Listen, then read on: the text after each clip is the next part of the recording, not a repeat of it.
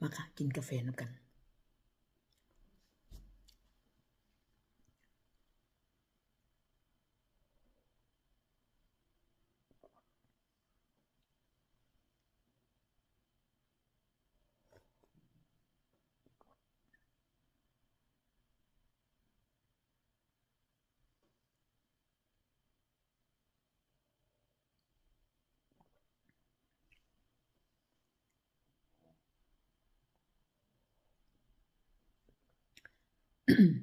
มีมากข่าวเจ้าค่ะข้างนอก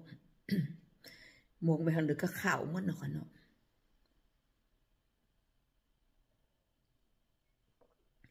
ฤดูตามฤดูกาลมันบอกค่ะ